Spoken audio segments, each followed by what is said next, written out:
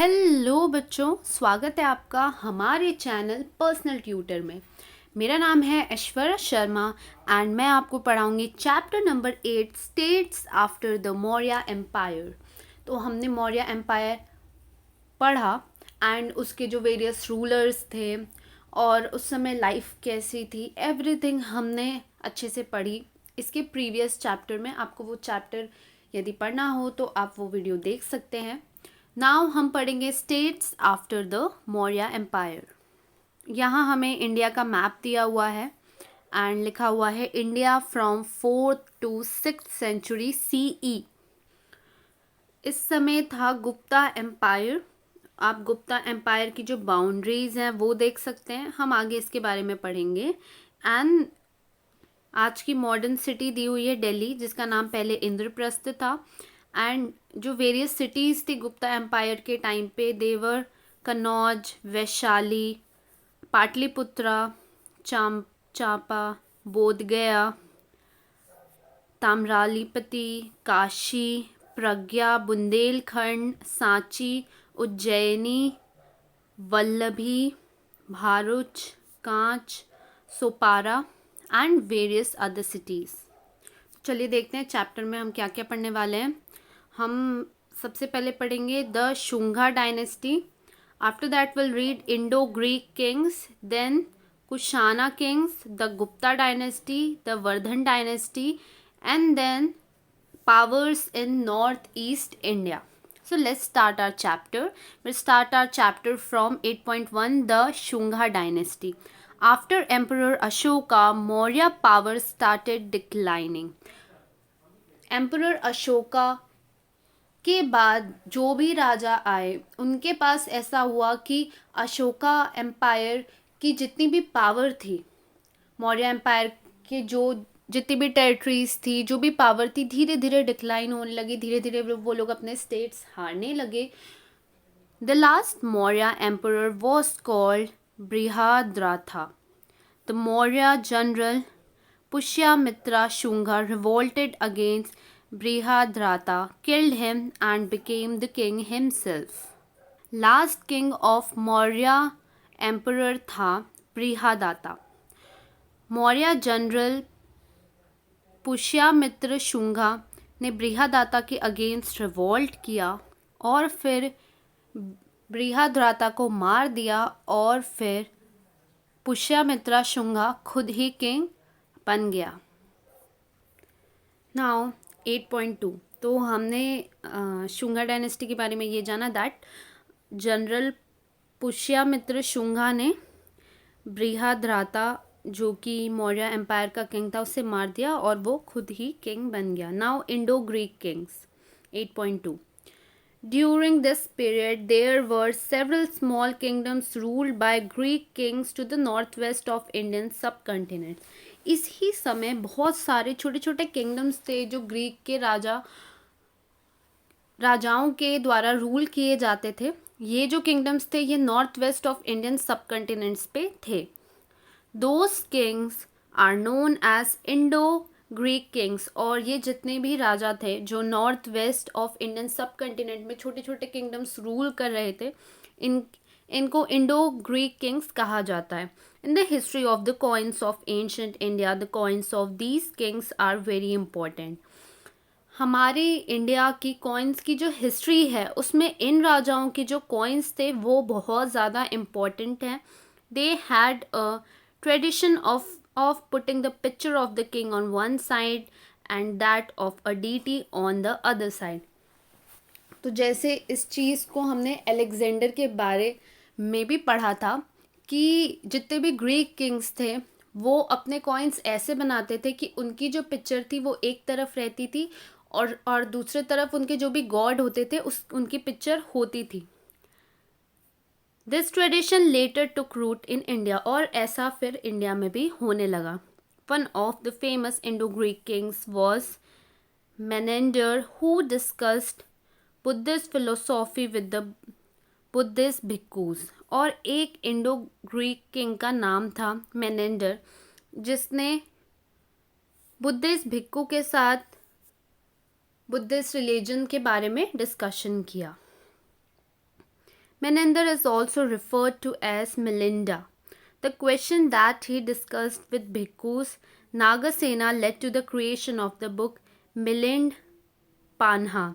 The Pali word Panha means question. और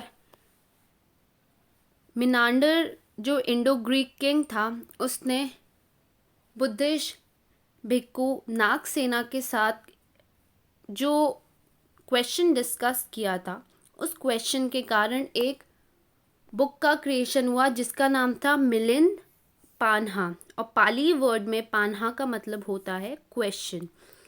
मेनेंदर को Melinda भी कहा जाता था। देख सकते हैं यहाँ आपको सिल्वर कॉइन ऑफ मेनेंदर भी दी गई है। एक तरफ उस किंग की पिक्चर है और एक तरफ उनके गॉड की पिक्चर है, ग्रीक गॉड की। Now Kushana Kings. India was invaded from time to time by several tribes. The Kushanas were one such tribe from Central Asia. India को अलग अलग ट्राइब से, इट मीन्स दैट अलग अलग कंट्रीज़ के अलग अलग किंग्स और उनकी जो प्रजा थी वो किंग्स ने बहुत बार इंडिया को अटैक किया था। और ऐसे ही एक थे कुशाना किंग जो उस ट्राइब का पार्ट थे, जो सेंट्रल एशिया के थे। उन्होंने भी इंडिया को अटैक किया था। They establish their rule in the north west region and in Kashmir in the first century CE। उन्होंने अपना rule north west of India में इस्टेब्लिश किया था और इंडिया में कश्मीर में भी अपना रूल इस्टेब्लिश किया था फर्स्ट सेंचुरी CE में। The Kushana kings were the first to start minting of gold coins in India.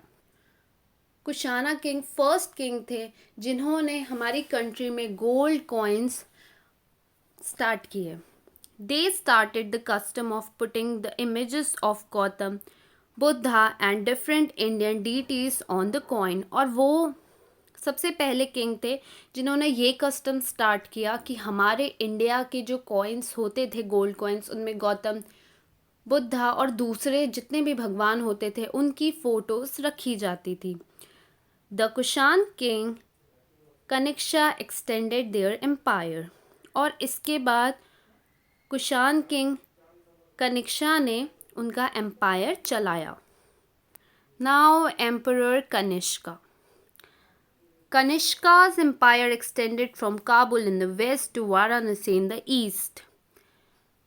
जो किंग कनिष्का था उनका एम्पायर वेस्ट में काबुल से लेकर ईस्ट में वाराणसी तक फैला हुआ था। Gold and copper coins minted by him have been found in North India। और उन्होंने जो गोल्ड और कॉपर के कॉइन्स क्रिएट किए हैं वो हमें नॉर्थ इंडिया में मिल जाते हैं। मतलब आज के टाइम हमें उस प्लेसेस में मिल सकते हैं वो देखने के लिए किसी म्यूजियम्स में। The fourth Buddhist council was held in Kashmir during his rain. जो फोर्थ बुद्धिस्ट काउंसिल हुआ था वो उनके अंडर हुआ था कश्मीर में। He establish the city of कनिष्कापुर इन कश्मीर। और उन्होंने सिटी ऑफ कनिष्कापुर स्टैब्लिश की थी कश्मीर में। It is believe that the village of Kampur near Srinagar today could be Kanishkapur. आज के समय जो गांव है कामपुर श्रीनगर के पास वो ही कनिष्कापुर होगा। The well known poet अश्वाघोष lived during the reign of Kanishka. जो वेल नोन पोएट हैं अश्वाघोष वो कनिष्का एम्पायर जब था, जब किंग कनिष्का थ्रोन में थे उस समय वो फेमस थे या उस समय वो एग्जिस्ट करते थे। He wrote the text Buddhacharita and Vajrasuchi. The famous vaidya चक्रा was also in Kanishka's court. और जो फेमस पोएट थे अश्वाघोष उन्होंने ही टेक्स्ट लिखे हैं बुद्धा चरित्रा एंड वज्रासुची। और फेमस वैद्या चक्र भी कनिष्का एम्पायर के कोर्ट में था। आप गोल्ड कॉइन देख सकते हैं ऑफ कनिष्का जिस पे आपको गॉड की पिक्चर दिख जाएगी। Okay, now do you know Kanishka's gold coin? It was minted by Emperor Kanishka. It has the word Shao Nano Shao Kanishke Koshano. On one side, it means kings of kings, emperor Kanishka Kushana. On the other side, there is an image of Gautam Buddha and the word Bodho, meaning Buddha, written in the Greek script. तो आपको Kanishka king की जो gold coin है वो दिख रही है ऊपर. वो एम्परर कनिष्का ने ही बनवाई है, जिसमें एक तरफ लिखा है शाओ नानो शाओ कनेश की कोशाना, जिसका मतलब है king of Kings emperor Kanishka Kushana. और जैसे कि ग्रीक किंग्स करते थे, दूसरे तरफ उन्होंने लिखवाया है बोधो, और वहाँ पे इमेज रखी है गौतम बुद्धा की, और बोधो मतलब भी होता है Buddha. Now the Gupta dynasty. 8.4. The end of the 3rd century CE saw the rise of the Gupta dynasty in North India. जैसे जैसे 3rd century CE ख़त्म हो गया, वैसे वैसे गुप्ता डायनेस्टी राइज करने लगी नॉर्थ इंडिया, मतलब स्प्रेड होने लगी नॉर्थ इंडिया में. The Guptas remained in power for nearly 3 centuries. जो गुप्ता एम्पायर था या गुप्ता डायनेस्टी थी, वो 3 सेंचुरी तक हमारे कंट्री में पावर में थी. Shri Gupta was the founder of the Gupta dynasty. Gupta dynasty के फाउंडर थे Shri Gupta. Samudra Gupta and Chandra Gupta two were the notable kings of the Gupta dynasty. Samudra Gupta and Chandra Gupta two main kings थे गुप्ता डायनेस्टी के, मतलब सबसे फेमस किंग्स यही दो थे गुप्ता डायनेस्टी के. Now Samudragupta. The expansion of the Gupta empire begin during the reign of Chandragupta one. Gupta empire का जो एक्सपेंशन था, मतलब जब राजा अलग अलग जो स्टेट्स है जीतने लगा और एक्सपेंड होने लगा, अलग अलग मतलब इंक्रीज होने लगा of territory of Gupta empire, वो हुआ चंद्रगुप्ता वन के समय में. His son Samudragupta defeated the smaller neighboring kingdoms and extended the empire further. और उनका जो बेटा था समुद्रगुप्ता, उसने आसपास के नेबर के जो स्मॉल किंगडम्स थे उनको भी हरा दिया और वो स्टेट्स भी अपने अंडर ले लिया. In his time the Gupta empire spread from Assam up to the Punjab. और उनके समय जो गुप्ता एम्पायर था वो आसाम से लेकर पंजाब तक फैला हुआ था. He had also conquered the eastern coastal region up to Kanchi in Tamil Nadu. उनके समय जो ईस्टर्न कोस्टल एरिया था वहाँ से लेकर कांची इन तमिलनाडु तक फैला हुआ था Gupta empire. Due to these victories, his power came to be recognized everywhere. और इतनी बड़ी विक्ट्री के बाद गुप्ता एम्पायर हर जगह फैल चुका था, गुप्ता एम्पायर का नाम हर जगह फैल चुका था. As a result, kings on the northwest frontiers as well as those in Sri Lanka made treaties of friendship with him. इसी कारण से जो नॉर्थ वेस्ट साइड के किंग्स थे और जो श्रीलंका के किंग थे उन सब ने दोस्ती बना ली समुद्रगुप्ता से. A pillar inscription at Prayag describes Samudragupta's conquest and victories. Prayag में एक पिलर है जो समुद्रगुप्ता किंग की विक्ट्रीज और उन्होंने कैसे कैसे अलग स्टेट्स जीते थे, हर चीज़ के बारे में वो देखकर हमें कुछ नॉलेज मिलता है. This inscription is known as Prayag Prashapati and also as Allahabad Prashashti. ये inscriptions famous हैं as Prayag Prashapati and Allahabad Prashashti.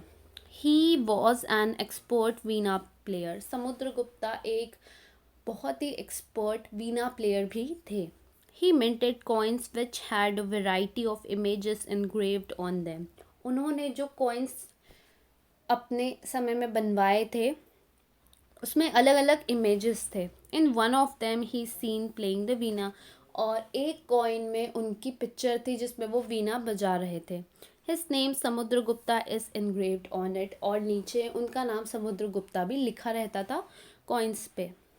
आप यहाँ देख सकते हैं gold coin of Samudragupta, both side आपको दिया है, ये इस तरीके से आप देख सकते हैं। नाउ हम आगे पढ़ते हैं। नाउ चंद्रगुप्ता टू, हमने पढ़ा दो किंग्स बहुत फेमस थे गुप्ता डायनेस्टी के, that was Samudragupta and Chandragupta two. तो coming to Chandragupta two, after Samudragupta his son Chandragupta two ascended the throne. Samudragupta की डेथ के बाद उनका जो बेटा था चंद्रगुप्ता टू, उसे थ्रोन मिल गई।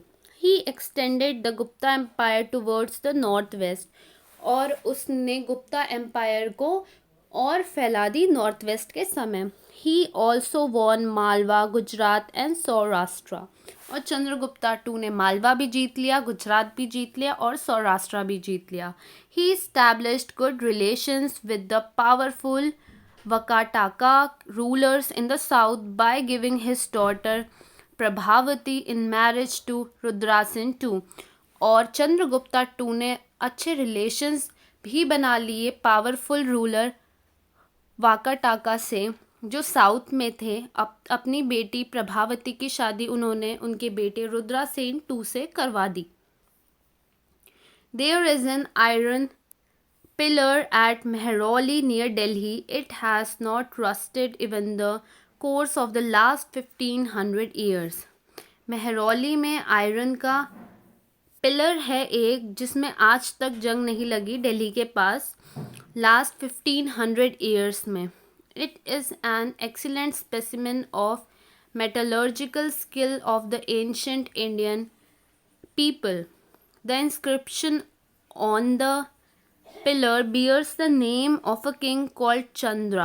It is on this basis that the iron pillar is assumed to be of period of Chandragupta II. उसमें आज तक जंग इसलिए नहीं लगी है क्योंकि उस समय के जो लोग थे वो लोगों ने उसे कुछ इस तरीके से बनाया था कि उसमें कभी भी जंग ना लगे। उस इंस्क्रिप्शन में जो नाम लिखा हुआ है वो लिखा हुआ है चंद्रा, और इसीलिए अज्यूम किया जाता है कि वो आयरन पिलर चंद्रगुप्ता टू के टाइम का है। Do you know the Chinese traveller Fahien came to India during the Chandragupta two. In his travel he has described the social life in his travelogue he has described the social life during the Gupta period. Chandragupta two के reign के समय Chinese traveller फाहीन India में आए थे। उन्होंने social life जो थी Gupta period की वो बताई हुई है।